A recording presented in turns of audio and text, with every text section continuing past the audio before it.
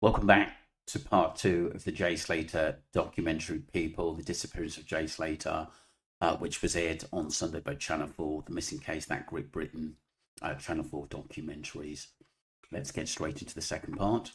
Is why they started making this video, this documentary, should I say, all this time ago.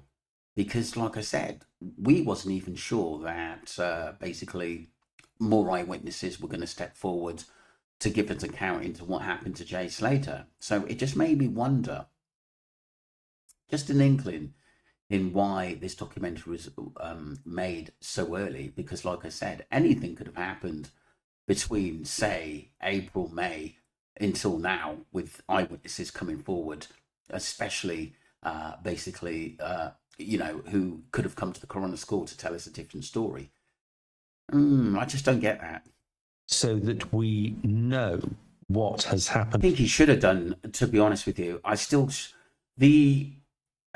lot of people were writing into him, into the coroner's court, and hoping that anything they were unsure about, he could have looked into and obviously questioned. And he didn't really do that, to be honest with you. It just seems like to me, yes, he's got a job to do. Yes, he's done a lot of high profile cases as well. But if we just had those questions answered, or some of them answered, it would have just showed a little bit of appreciation for the public, and at least put us straight on a few things, even if we didn't agree on what he said. Hold on.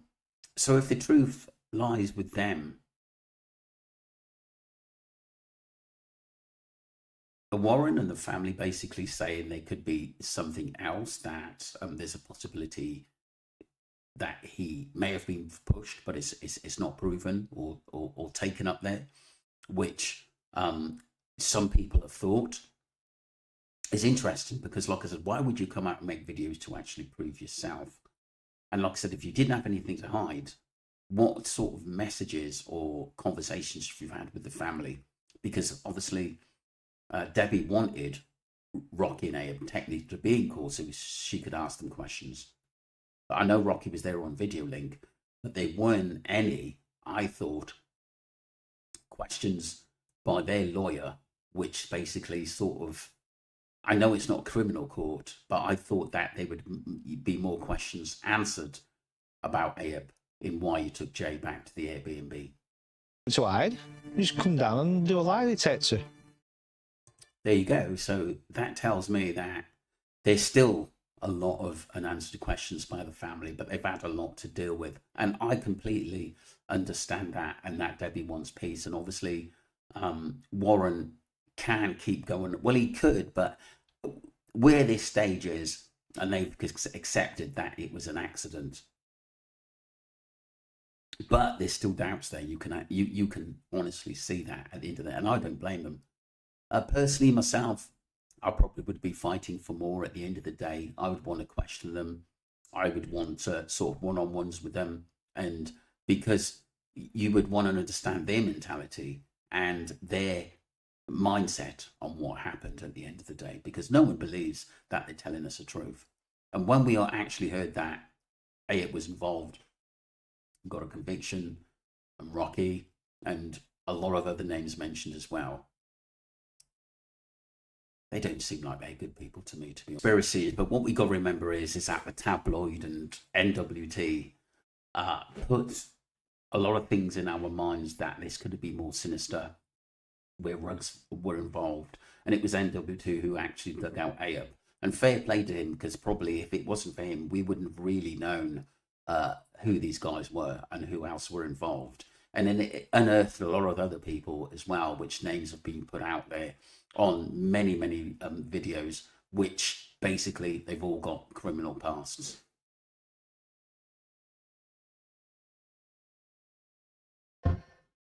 Duncan made some really valid points there. I think that is because we were kept in a quiet until the documentary, because everyone was saying, look, watch the documentary, it's going to give us all the answers, and it hasn't. And you could see definitely by Warren that all the answers, and then basically saying, ask Rocky because like I said, they believe that there's so many unanswered questions. And this is why I think people are going to keep talking about this case. I do think there will be a law put in place to stop people from talking about this case. I do think that's coming. I must admit, I've just got a feeling on that, to be honest with you. And although they shouldn't, because like I said, I'm still personally, I think this case will, I wouldn't say people will stop talking about it, but I think it, people sort of interested in the case, because obviously Debbie and Warren have confirmed that was an accident.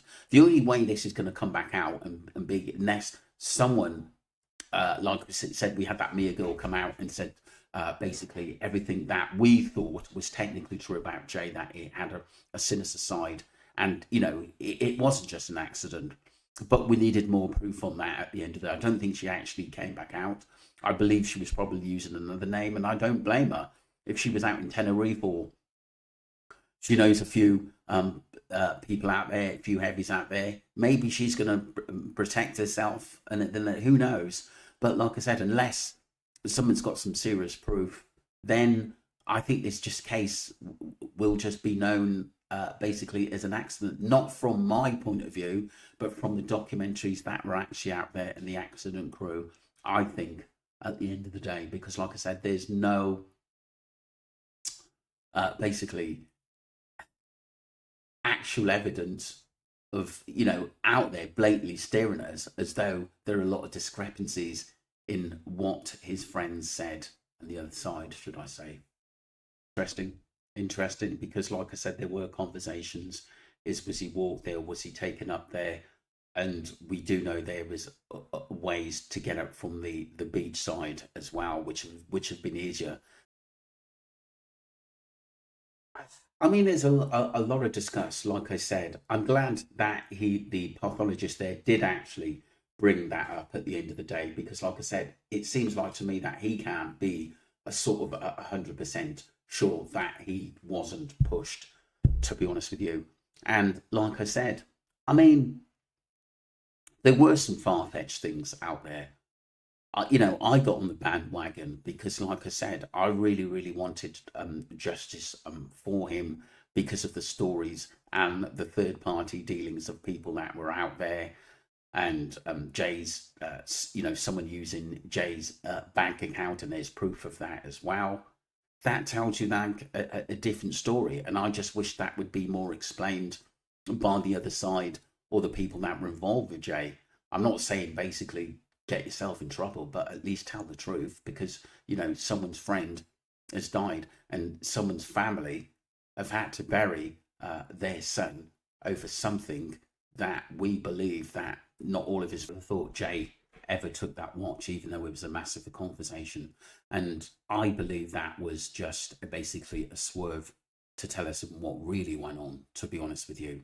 Because like I said, there were a lot of, when we were searching for the truth or trying to find the truth, there were a lot of swerves, a lot of arguments, because this case had so many different little turnings. And it was worrying. It was really worrying what we was actually finding out, from the beach to the Maruba, to different places where Jay was supposedly seen. It just went on and on and on and on. And there were absolutely thousands of people talking about it, and way more sleuths than there are now talking about this case. And like I said, there were conflicts in what was going on. And you do worry, you do get hyped up with it. You're very, very emotional, because like I said, we all thought there's more to this than meets the eye. And I still think that today, but like I said, proving it is it's a different factor. Just left with questions that we want to ask Ayub. I just want him to come to the inquest.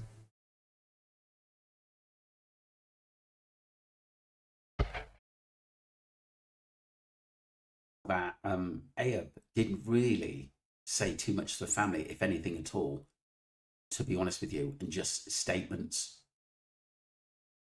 But I don't think that basically Debbie had talked to Ayub and Rocky one-on-one. I don't think there was any, I don't think they would, to be honest with you, because otherwise they would have attended court. But I was quite surprised, actually. And I don't think there was much from Brandon because like I said, it sounds like to me the police couldn't even find him, or he didn't answer the summons to actually come to court as well. So that tells me there was no way he was going to go. He said all he did to MWT, and that's all we heard from Brandon, which is quite odd considering that he was supposed to be a good friend of his. Beautiful ending that's the end of the documentary, people. Since the inquest, Debbie has been to the House of Parliament with her MP, Sarah Smith. Debbie continues to campaign for legalisation to prevent other families from becoming the target of online conspiracies. I'm going to be honest, I can see some law coming in to stop people basically talking about this case. Yeah, freedom of speech, I think, should be, we should be free to discuss cases, because like I said, I do think there's a lot of unanswered questions in this case. And I don't think that Lucy told us the whole truth. I don't think Brandon hardly said anything apart from MWT. I do think there was rugs involved, which MWT didn't really elaborate on. And like I said, I think Rocky didn't tell us the full story in what happened, even if they didn't have anything to do with basically Jay's death. We never got the full story from them. I think they were just covering for other people. I really, really do. I think that this case, personally, to me, for it to basically continue, someone's got to basically come forward with information that is actually factual, or this is just going to be basically, stated as an accident, and that's it. There's only so much you can actually talk about in this case before you're going to have to say, look, I need to call it a day here. Because as much as we can discuss it, we can change the outcome unless someone comes forward. And I've always said that, unless someone's got information on their phone that we don't know about, which is going to tell us another story on which the police would be interested to have a look at, then I just can't see that basically what more we can do, to be honest with you. And that was one of the reasons why Wax, basically stopped talking about the case, because we wasn't going to get justice for Jay Slater at the end of the day. But I do believe that there are other people who know the truth, and we just have to see what happens. I'm going to continue to talk about Tenerife. I will continue to use, obviously, what happened to Jay in some of my videos as a pointer to young people going to Tenerife, or basically getting in with people that we thought were friends, but they wasn't. And sometimes they want you there for a reason and to use you for their own advantages. And this was one of the reasons why basically was talking about the Jay Slater case with Ali Harris, so we can actually educate people. We all got carried away that there was, sometimes 40, 50 of us YouTubers who were talking about the case. Yes, so many fell off at the end of the day. But like I said, I do think we're at that stage now in this case in where you've got to ask yourself, where do we actually go from here? I'm going to have, I will do a live with Ali, because she's got some points that she wants to go over on the Jay Slater case at the end of the day. But we do have to respect that the family basically are understanding that basically this was an accident which happened to Jay Slater. That's not my beliefs, to be honest with you, at the end of the day. And I'll probably give my reasons why later on in the week. But like I said, the bit of the end with Jay, and obviously his parents really, really loved him. And for those who think that basically sort of Debbie didn't, she loved her boy to bits. And Warren, you could see how much he loved his boy, and how much basically the family and some of Jay's true friends really, really adored him. And like I said, it is a documentary. I do wish that there were more on the friends and what they had to say, but sadly some of them couldn't come forward or didn't want to come forward at the end of the day. I didn't like that basically the coroner basically blamed the slews for the witnesses not to come forward, because I don't think that's an excuse, to be honest with you. If you really, really love someone and they mean the world to you. The friends come out. We've seen it in so many different cases. People talking about their friends that had gone missing or had died, and love to talk about them and have got nothing to hide.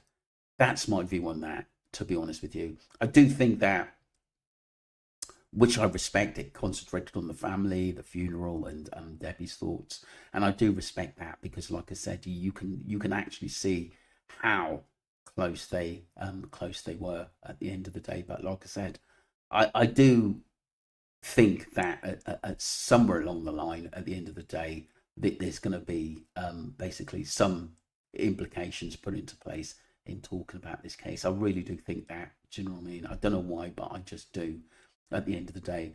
But like I said, if there's, for me personally, I'm like this. I'm very, very honest. I'm very, very real. If there's anything that of interest does come up that have not been mentioned, I will put it out in a video. I've got a few more coming on this, and plus we've got a live with Ali as well. Let me know what you think, people, your honest thoughts. And did you expect more from the witnesses? But like I said, it just seems like there was, I believe, a bit of a standoff with the people involved in the Jay's case, your Ayubs, your Rocky, your Lucy's, your Brandon, who didn't seem to say anything to Debbie after the funeral. But like I said, maybe there's more to come, but we'll have to see. Thank you very much indeed. Don't forget to subscribe to Streamline Entertainment and follow the channel, and let me know your true thoughts. Thank you.